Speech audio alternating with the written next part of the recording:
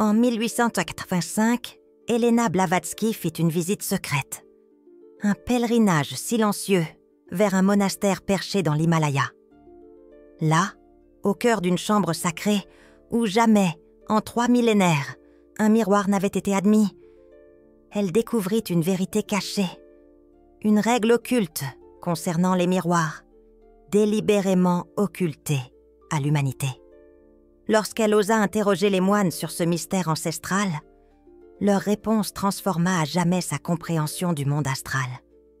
Les miroirs dans votre chambre, où vous dormez, ne sont pas de simples objets. Ce sont des portails. Des ouvertures que vous laissez béantes pendant 8 heures, chaque nuit, complètement vulnérables.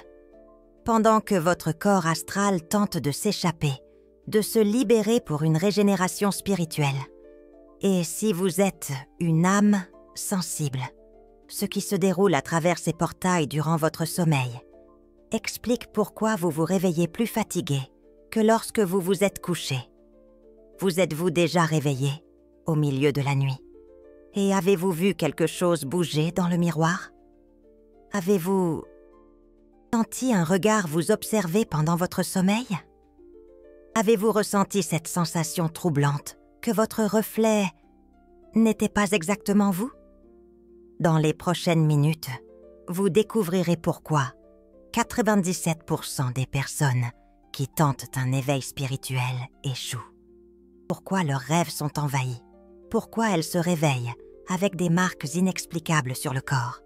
Et plus important encore, pourquoi ce miroir dans votre chambre pourrait être la seule chose entre vous et votre véritable éveil spirituel?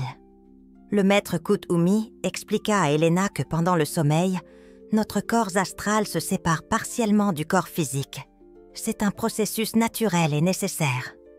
Durant ces heures, nous voyageons à travers les plans astraits. Nous recevons des transmissions de notre essence. Nous traitons le karma. Et nous nous reconnectons à notre divinité.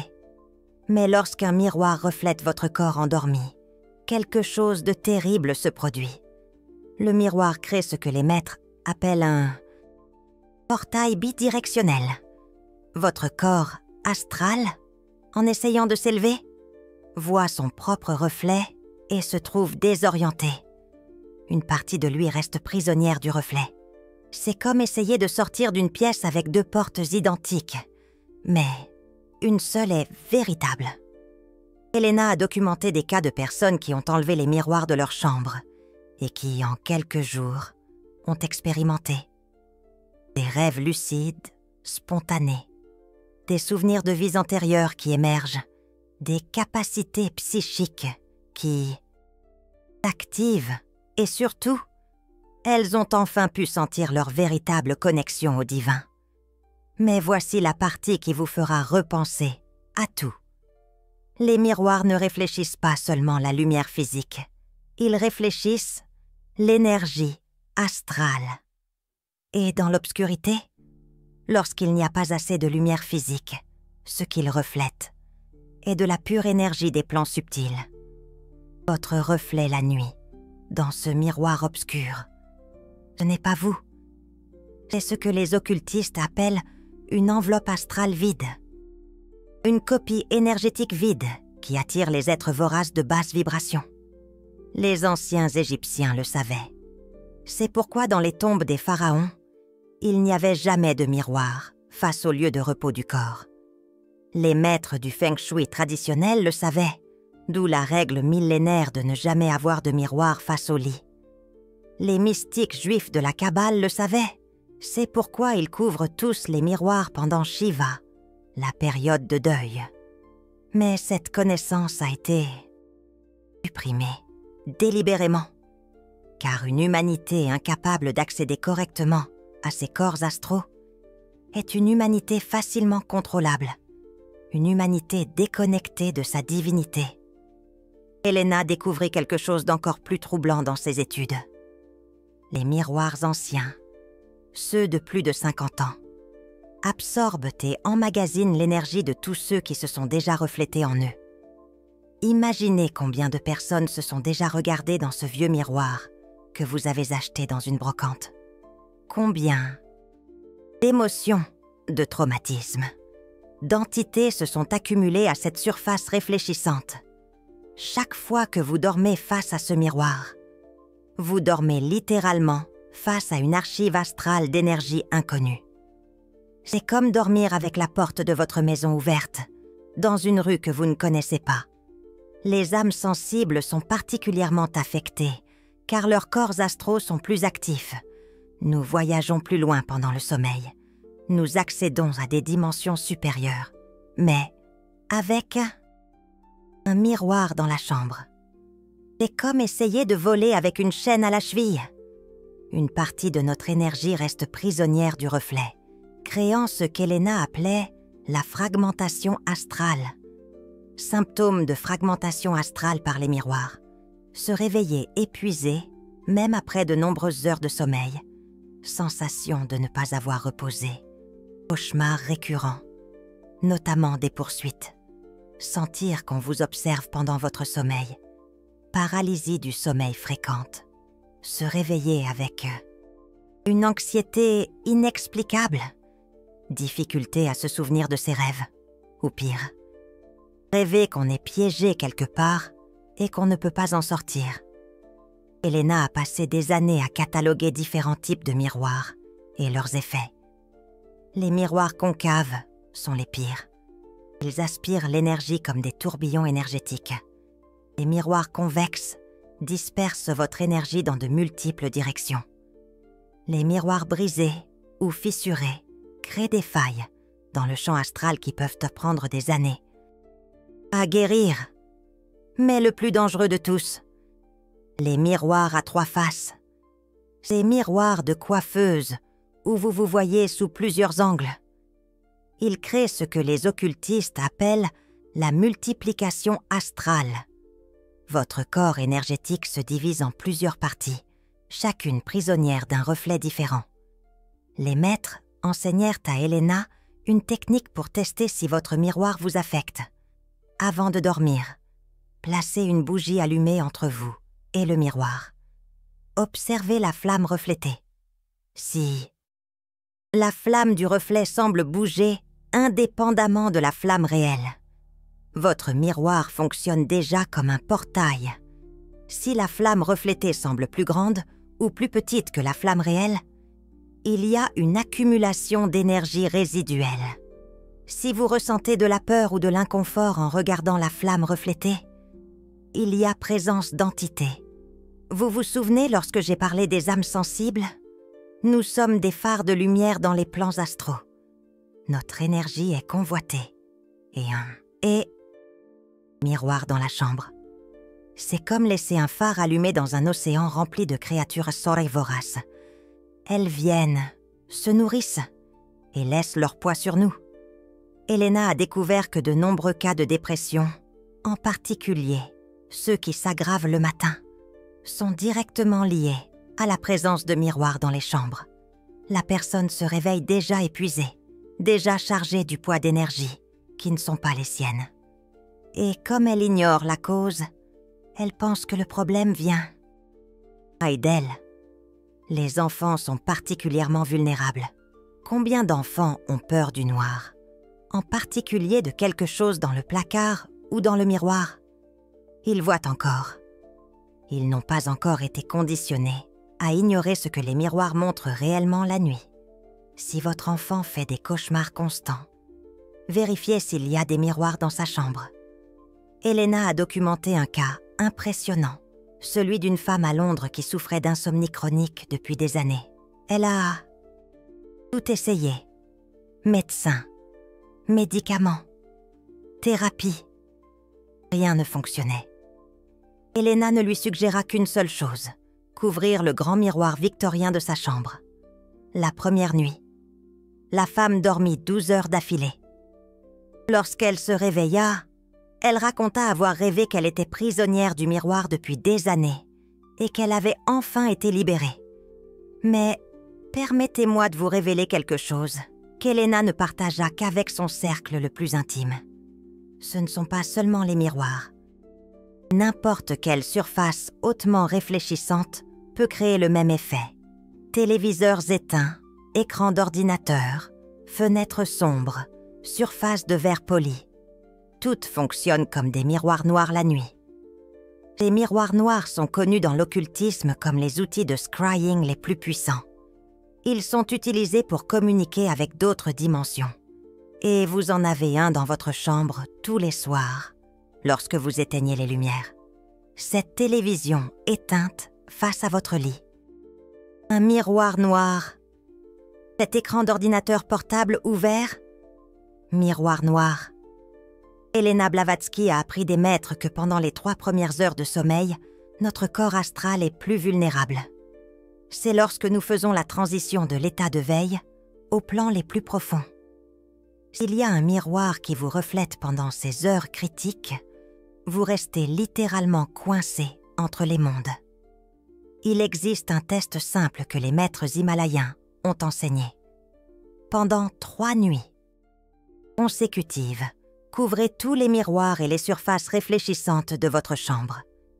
Si vous vous réveillez plus reposé, si vos rêves deviennent plus vifs, si vous commencez à vous souvenir de choses que vous aviez oubliées, vous avez votre réponse. Les miroirs sabotaient votre développement spirituel. Mais voici la révélation la plus troublante. Elena Blavatsky a découvert que les miroirs peuvent être programmés. Oui, programmés. Les personnes qui pratiquent la magie noire le savent depuis. En des siècles, ils programment les miroirs pour qu'ils fonctionnent comme des vampires énergétiques. Ce miroir que vous avez acheté d'occasion, celui que vous avez hérité de votre grand-mère, il peut porter des programmations que vous n'imaginez même pas. Comment savoir si votre miroir est programmé? Tenez-vous debout devant lui dans le noir complet pendant 60 secondes. Si vous ressentez des nausées, des vertiges ou un froid inexplicable, il y a quelque chose qui ne va pas. Si vous voyez des mouvements ou des ombres qui ne correspondent pas à vos mouvements, sortez immédiatement.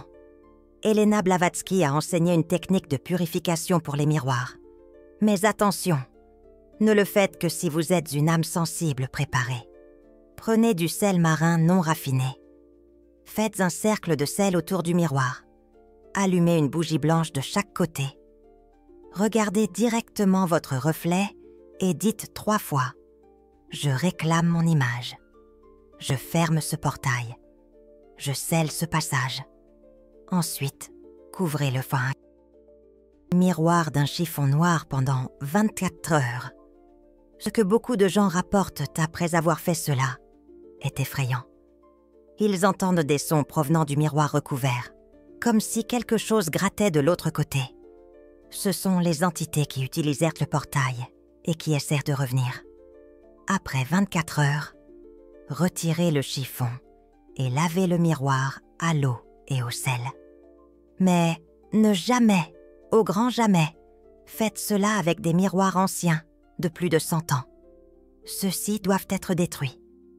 Maintenant, concernant la position des miroirs, si vous avez absolument besoin d'un miroir dans votre chambre, ne le placez jamais face à votre lit, reflétant la porte d'entrée, reflétant un autre miroir, créant un reflet infini, ou au plafond, au-dessus du lit.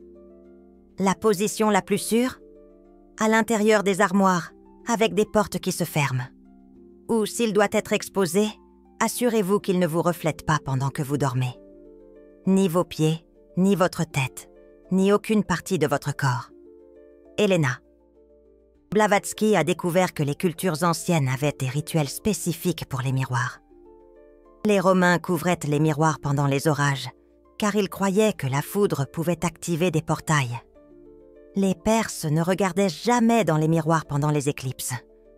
Les Celtes brisaient les miroirs lorsqu'une personne mourait pour libérer l'âme prisonnière. Tout le monde le savait, tous sauf nous. La société moderne nous a convaincus que les miroirs sont inoffensifs, qu'ils ne sont que des outils de vanité. Mais réfléchissez, pourquoi l'industrie de la beauté veut-elle tant que vous ayez plusieurs miroirs? Pourquoi les chambres d'hôtel ont-elles toujours d'énormes miroirs? Pourquoi les hôpitaux psychiatriques enlève-t-il les miroirs des chambres? Elena Blavatsky a trouvé la réponse dans les archives secrètes de la Société théosophique. Il existe une connaissance supprimée selon laquelle les humains déconnectés de leurs corps astraux sont plus facilement contrôlables. Ils sont plus matérialistes, plus concentrés sur le physique, moins questionneurs. Les miroirs dans les chambres sont un outil de contrôle de masse. Si vous avez senti votre âme vibrer avec cette révélation, YouTube a ce cœur doré en bas, le super thanks. Lorsqu'une âme sensible reconnaît une autre par ce geste, cela crée ce qu'Elena Blavatsky appelait une chaîne dorée, un courant de lumière entre les âmes anciennes. Il ne s'agit pas de la valeur mais de la reconnaissance. C'est une âme qui dit à une autre « Je vois qui vous êtes vraiment ». Chaque super thanks renforce ce courant d'éveil collectif. Mais je vais vous apprendre quelque chose que peu de gens savent. Comment utiliser les miroirs à votre avantage? Car oui, les miroirs peuvent être de puissants alliés s'ils sont utilisés correctement. Les miroirs au lever du soleil capturent l'énergie solaire Yang. Si vous vous regardez dans un miroir dans les 10 minutes suivant le lever du soleil, vous portez cette énergie. On a toute la journée, mais ne jamais, au grand jamais, faites cela au coucher du soleil. L'énergie yin réfléchie peut drainer votre vitalité pendant des jours. Elena Blavatsky a également découvert que les miroirs peuvent être utilisés pour la protection. Un petit miroir retourné vers l'extérieur à l'entrée d'une maison reflète les énergies négatives. C'est une technique utilisée dans le feng shui depuis des millénaires. Mais le miroir doit être neuf, jamais utilisé pour se regarder. Il existe également le phénomène des miroirs d'eau. Lac, flaque d'eau, toute surface d'eau stagnante, la nuit fonctionne comme un miroir naturel. C'est pourquoi tant de légendes parlent d'esprits dans les lacs. C'est pourquoi le mythe de Narcisse. Il n'est pas mort de vanité. Il a été emprisonné dans le reflet, son corps astral aspiré par l'eau, en miroir. Elena Blavatsky a passé les dernières années de sa vie à étudier ce qu'elle appelait le syndrome du miroir chez les âmes sensibles. Les symptômes incluent la sensation que votre reflet a quelques secondes de retard, la peur irrationnelle des miroirs dans le noir, le sentiment d'être suivi après s'être regardé dans le miroir, voir des visages étranges rapidement dans le reflet, et le plus troublant, sentir que votre reflet a une conscience propre. Si vous présentez l'un de ces symptômes, vous êtes déjà partiellement fragmenté. Votre corps astral est déjà divisé entre le monde physique et le monde du miroir. La seule solution est un jeûne de miroir. 30 jours sans se regarder dans aucune surface réfléchissante. C'est difficile, presque impossible dans la société moderne. Mais ceux qui réussissent rapportent une reconnexion profonde avec leur essence. Vous vous souvenez lorsque j'ai parlé des maîtres ascensionnés? Aucun d'eux n'avait de miroir dans leur lieu de méditation. Ils savaient que pour s'élever, pour vraiment évoluer spirituellement, il ne peut y avoir de division du corps astral. Il doit y avoir une intégrité énergétique complète. Elena Blavatsky est morte en 1891. Mais avant cela, elle a laissé un avertissement dans son journal secret. Elle a écrit qu'il viendrait un temps où l'humanité serait entourée de surfaces réfléchissantes, des écrans partout, chaque personne portant un miroir noir dans sa poche. Elle parlait de nos smartphones. Réfléchissez-y. Combien d'heures par jour regardez-vous un écran noir réfléchissant? Combien de selfies prenez-vous, créant des milliers de fragments de votre image? Chaque photographie est un fragment de votre corps astral, figé dans le temps. C'est pourquoi les cultures anciennes croyaient que les photographies volaient l'âme. Je sais que cela peut paraître extrême, mais faites l'expérience. Une semaine sans miroir dans votre chambre. Couvrez-les tous, la télévision, l'ordinateur portable, ce grand miroir. Couvrez tout et observez ce qui se passe. À vos rêves, à votre énergie, à votre connexion spirituelle. Quel signe de fragmentation astrale avez-vous le plus ressenti? Écrivez dans les commentaires si vous avez des miroirs dans votre chambre et ce que vous avez expérimenté. D'autres âmes sensibles ont besoin de savoir qu'elles ne sont pas seules dans cette expérience. La vérité, c'est que nous avons été conditionnés à penser que nous avons besoin de miroirs, qu'ils sont essentiels. Mais pendant des milliers d'années, l'humanité a vécu sans eux. Et peut-être, juste peut-être, étions-nous plus connectés spirituellement? Elena Blavatsky a découvert que les âmes sensibles, qui enlèvent les miroirs de leur chambre, expérimentent ce qu'elle appelait une réunification astrale. Toutes les parties fragmentées de leur être commencent à se rassembler. Des souvenirs perdus reviennent, des capacités endormies se réveillent, la connexion au divin se rétablit. Mais le plus important, vous cessez de nourrir ce qui ne devrait pas l'être. Vous cessez d'ouvrir des portes qui devraient être fermées. Vous cessez de vous diviser entre les mondes, alors que vous devriez être entier dans un seul. Le miroir dans votre chambre n'est pas votre ami. Il ne l'a jamais été. C'est une porte. Et vous ne savez pas qui détient la clé de l'autre côté. Les âmes sensibles ont toujours su que quelque chose n'allait pas. Maintenant, vous savez ce que c'est. Ce n'est pas de la paranoïa. Ce n'est pas de l'imagination. C'est réel. Aussi réel que le reflet que vous voyez chaque soir avant de vous endormir. La question est, continuerez-vous à dormir face au portail?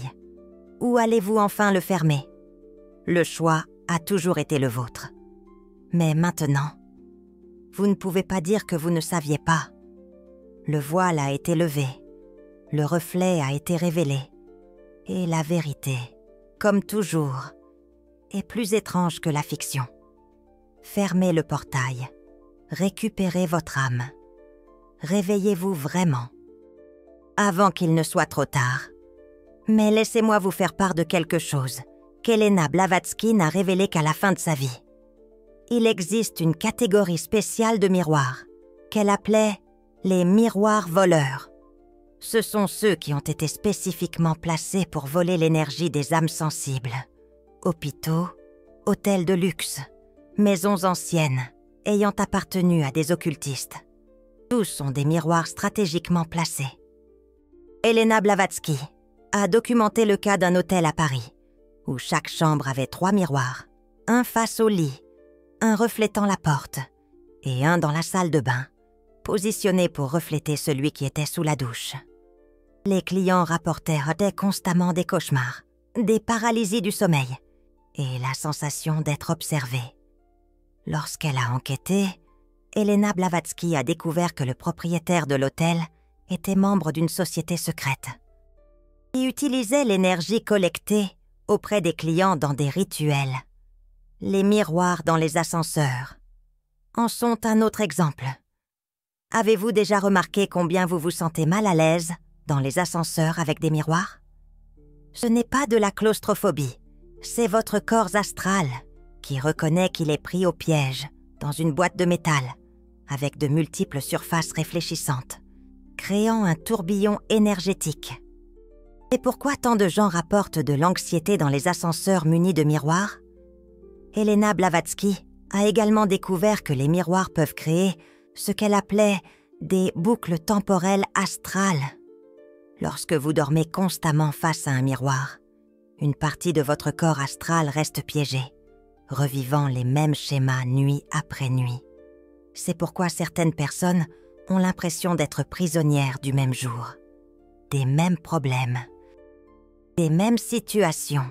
Littéralement, une partie d'elle est piégée dans une boucle dans le monde du miroir.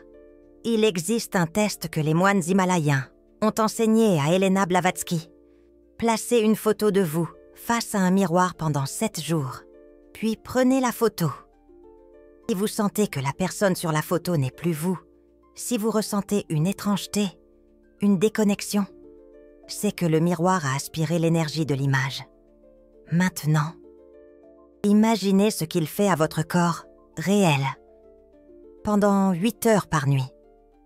Les âmes sensibles ont une caractéristique spécifique qui les rend plus vulnérables. Notre aura est naturellement plus brillante. Nous sommes comme des phares dans le monde astral. Et les miroirs fonctionnent comme des amplificateurs de cette lumière, mais de manière déformée. C'est comme prendre une fréquence pure et y ajouter du bruit. Le résultat est que notre énergie est corrompue, mélangée à des fréquences qui ne sont pas les nôtres. Elena Blavatsky a enseigné une technique de protection d'urgence pour ceux qui ne peuvent pas enlever les miroirs immédiatement. Avant de vous coucher, tracez mentalement un X rouge sur le miroir. Visualisez ce X flamboyant scellant le portail. Ce n'est pas une solution permanente, mais cela peut réduire les dommages, tant que vous ne pouvez pas enlever le miroir. Mais voici quelque chose qui va vous faire repenser tout ce que vous savez sur les miroirs. Elena Blavatsky a découvert qu'à chaque fois que vous vous regardez dans un miroir et critiquez votre apparence, vous programmez littéralement le miroir avec de l'énergie négative sur vous-même. Cette énergie est stockée et réfléchie toute la nuit pendant que vous dormez. Vous dormez en étant bombardé par vos propres critiques et jugements. Combien de fois vous êtes-vous regardé dans le miroir et avez-vous pensé que vous étiez gros, laid, vieux, fatigué? Toutes ces thought forms sont piégées à la surface réfléchissante. C'est pourquoi les personnes ayant une faible estime de soi, qui ont des miroirs dans leur chambre, entrent dans une spirale descendante. Elles dorment littéralement dans un champ de leurs propres énergies négatives. Elena Blavatsky a découvert quelque chose d'encore plus troublant sur les miroirs et les relations. Lorsqu'un couple a un grand miroir reflétant le lit, les énergies de chacun se mélangent de manière chaotique dans le reflet. Disputes, ressentiments, frustration, tout est amplifié. Ce n'est pas une coïncidence si tant de divorces surviennent chez les couples qui ont des miroirs dans leur chambre. Elle a documenté le cas d'un couple à Londres qui était au bord du divorce. Ils se disputaient tous les matins, se réveillaient irrités l'un envers l'autre sans raison apparente. Elena Blavatsky n'a suggéré qu'une seule chose, enlever le miroir de la chambre. En 2 semaines, les disputes ont cessé. Ils ont réalisé qu'ils absorbaient les énergies négatives l'un de l'autre, amplifiées par le miroir pendant la nuit. Mais les miroirs n'affectent pas seulement les adultes. Les enfants sont particulièrement vulnérables, car leurs corps astraux sont encore en formation. Un enfant qui dort face à un miroir peut voir son développement spirituel affecté de manière permanente. Elena Blavatsky a découvert que de nombreux cas de ce que nous appelons aujourd'hui le TDAH sont en fait des enfants souffrant d'une fragmentation astrale sévère, causée par des miroirs. Elle a étudié le cas d'un garçon de 7 ans qui ne pouvait pas se concentrer, avait des cauchemars constants et voyait des choses que les autres ne voyaient pas. Ses parents l'avaient déjà emmené chez des psychologues, des psychiatres, avaient essayé des médicaments. Rien ne fonctionnait. Elena Blavatsky a visité la maison et a trouvé un vieux miroir à 3 faces dans la chambre de l'enfant. C'était un héritage familial. Lorsque le miroir a été enlevé, le garçon a commencé à s'améliorer immédiatement. En 1 mois, tous les symptômes avaient disparu. Mais impressionnant encore furent les paroles de l'enfant. « Enfin, je peux dormir sans voir le mauvais garçon dans le miroir. » Il voyait son propre reflet astral fragmenté, mais l'interprétait comme un autre enfant. Elena découvrit également le lien entre les miroirs et le somnambulisme. Les personnes qui marchent pendant leur sommeil tentent souvent d'échapper à leurs reflets astraux. Le corps physique se lève dans une tentative désespérée de fuir ce qui se produit sur le plan astral. Si vous connaissez un somnambule, vérifiez la présence de miroirs dans sa chambre. Il existe une raison pour laquelle les vampires n'ont pas de reflets dans les légendes. C'est un souvenir ancestral déformé d'une vérité cachée. Les entités qui se nourrissent d'énergie ne peuvent être réfléchies car elles existent à une fréquence que les miroirs ne captent pas. Mais elles peuvent utiliser les miroirs comme des portails. Le vampire de la légende est une métaphore de ces entités astrales parasites. Elena passa des années à cataloguer différents matériaux de miroirs et leurs effets. Les miroirs au mercure, les plus anciens, sont les plus dangereux. Le mercure est un métal liquide qui existe entre les états, tout comme le plan astral existe entre le physique et le spirituel. Les miroirs en argent sont des amplificateurs. Les miroirs modernes, avec un support en aluminium, sont moins puissants, mais restent dangereux en grande quantité. Elle découvrit aussi que le cadre du miroir a son importance. Les cadres en bois absorbent et stockent l'énergie. Les cadres métalliques conduisent et amplifient. Les cadres dorés attirent les entités de l'ego. Les cadres noirs créent des tourbillons d'absorption. Le cadre le plus sûr? N'avoir aucun cadre. Et mieux encore, ne pas avoir de miroir.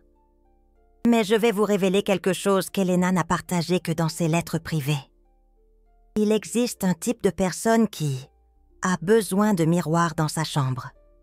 Ce sont ce qu'elle appelait les vides astraux, des personnes qui ont complètement perdu la connexion avec leur corps astral. Elles ont besoin du miroir pour maintenir un certain sens de l'identité. Sans le reflet, elles se dissolvent, littéralement, énergétiquement. Comment identifier un vide astral? Ils sont obsédés par leur apparence, prennent constamment des selfies, ne peuvent passer devant un miroir sans se regarder. Ce n'est pas de la vanité, c'est du désespoir. Ils essaient constamment de confirmer qu'ils existent encore. Si vous connaissez quelqu'un comme ça, ayez de la compassion.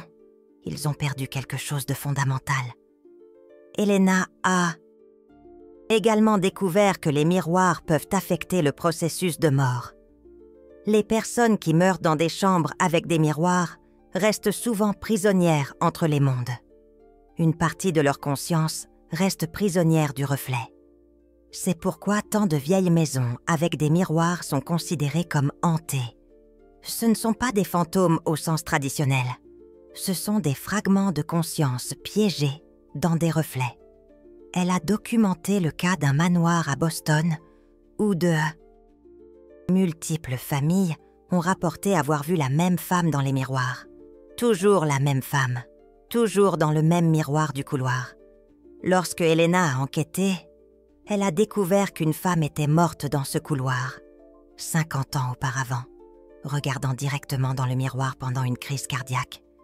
Sa dernière vision fut son propre reflet, et une partie d'elle est restée prisonnière. Mais il existe une utilisation positive des miroirs qu'Elena a découverte avec les maîtres. Les miroirs peuvent être utilisés pour envoyer de l'énergie positive au passé et au futur.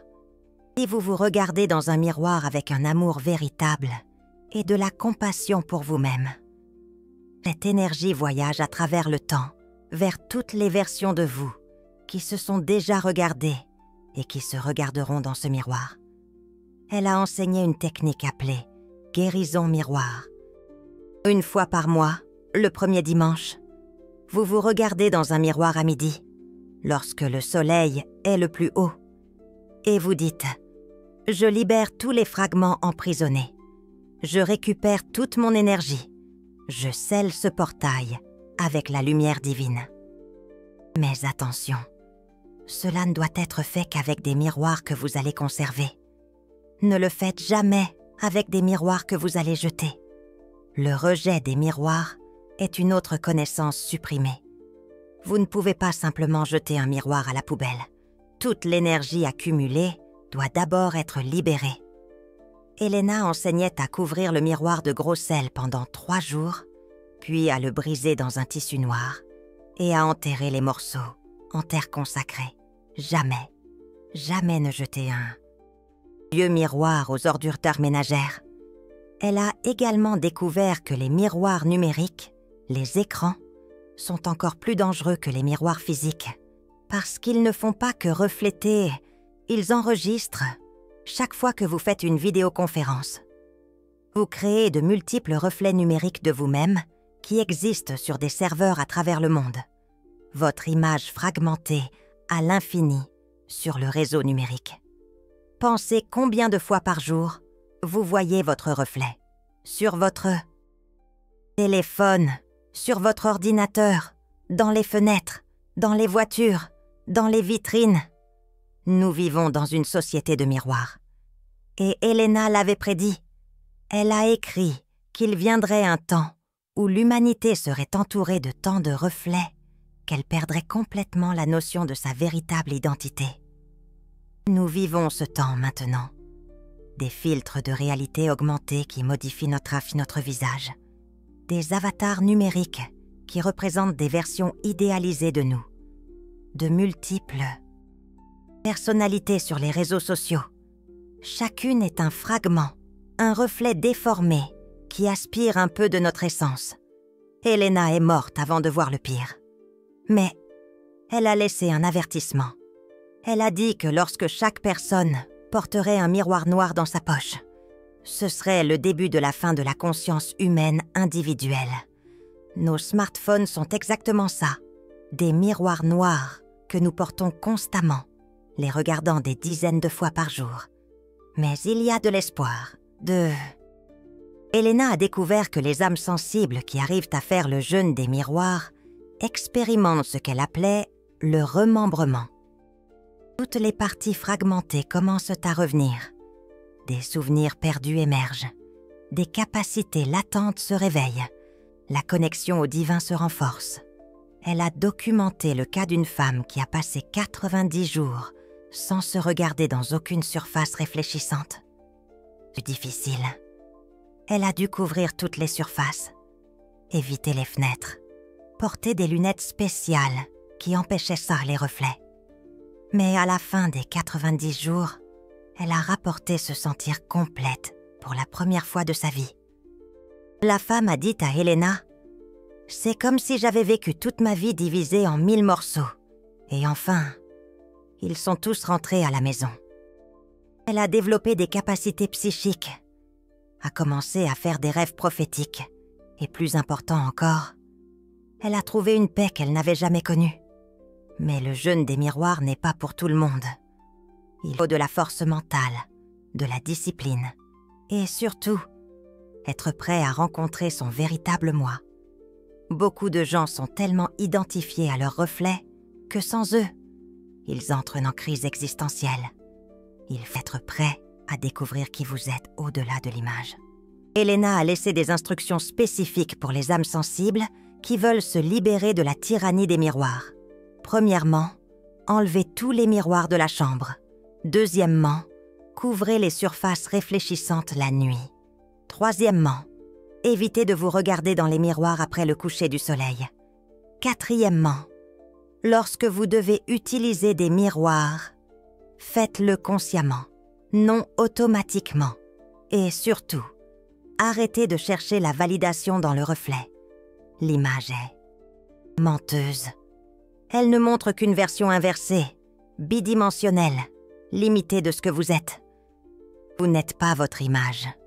Vous êtes une conscience infinie, temporairement habitant un corps. Le miroir ne peut pas saisir cela. Helena Blavatsky a découvert que des cultures indigènes du monde entier partagent la même connaissance concernant les miroirs. Les chamans d'Amazonie évitent les surfaces réfléchissantes pendant les rituels. Les aborigènes d'Australie croient que les miroirs peuvent voler l'âme. Les Amérindiens couvraient toute surface d'eau stagnante la nuit. Tous le savaient. L'humanité l'a toujours su. Mais nous avons choisi l'oubli, au profit de la commodité et de la vanité. Nous avons échangé notre intégrité astrale contre des likes sur des selfies. Nous avons fragmenté notre âme pour une validation externe. Si vous êtes arrivé jusqu'ici, si votre âme a vibré à ces vérités, vous avez un choix à faire.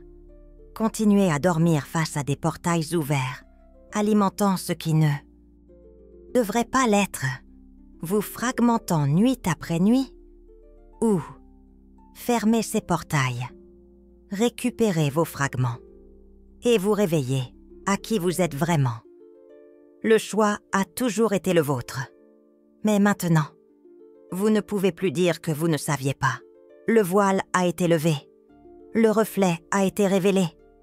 Et la vérité, comme Elena Blavatsky l'a toujours dit, ne libère que ceux qui sont assez courageux pour la regarder en face. Une vérité qui résonne avec la sagesse ancestrale, une sagesse qui murmure à travers les siècles, à travers les contes et les légendes, une écho de la connaissance intérieure, tapie dans les profondeurs de notre être. Une vérité qui exige courage et intégrité. Une vérité qui, une fois acceptée, transforme à jamais notre perception de la réalité. Une vérité qui nous appelle à la conscience, à une conscience éveillée, à une conscience libre